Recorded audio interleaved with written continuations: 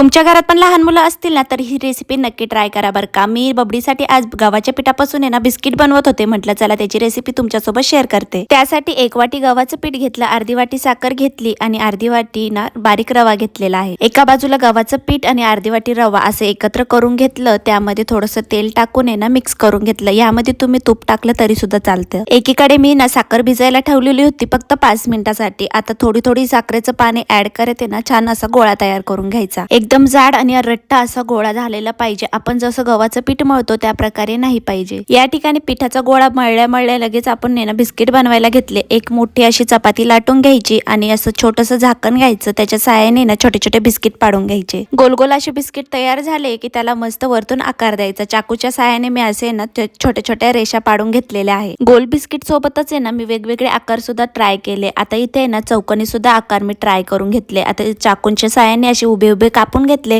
आणि त्याला आहे ना काटा चमचने असं टॅप टॅप करून घेतलं। आता या ठिकाणी माझ्याकडून एक चुकी झाली, काय झाली माहितीये का? आता जर तुम्ही बेक करत असतील ना तरच लहान मुलांना द्या, तळून देत असतील तर नका देऊ। कारण का मी सुद्धा ऑनलाईन रेसिपी बघितली आणि घरी ट्राय केलं, म्हटलं बबडी खाईल, पण तसं काही झालेलं नाही। कारण की तळून घेतल्यामुळे ते इतके जास्त कडक झाले होते, ते आपल्यासारखे मोठे लोकच खाऊ शकतात। तरी सुद्धा माझ्या बबडीला इतके जास्त हे बिस्किट आवडले की तिने माझ्याकडून तोडून घेतलं पण खाल्ले। एक एक करून सर्व बिस्किट मी ना छान असे तळून घेतले। आता इथे करायचं काय आहे, तुम्हाला बेक करायचे असतील ना तर थोडीशी बेकिंग पावडर टाकून ठेवायची त्यामध्ये आणि मस्त खाली कढईमध्ये मीठ टाका आणि वरतून एखादी जाळी ठेवून त्यामध्ये ठेवा। 3 वर्षापासूनचे पुढचे मुले हे बिस्किट खाऊ शकतात, पण त्याच्या आतील मुलं हे बिस्किट नाही खाऊ शकत कारण खूप जास्त कडक असतात। तरी सुद्धा 1 नंबर झालेले होते बरं काही बिस्किट आपल्यासाठी आणि 3 वर्षाच्या पुढील मुलांसाठी एकदम परफेक्ट बिस्किट आहे। तुम्ही सुद्धा एकदा नक्की ट्राय करा। चला आपण भेटूया उद्याच्या व्लॉग मध्ये। व्लॉग आवडला असेल तर एक लाईक करा।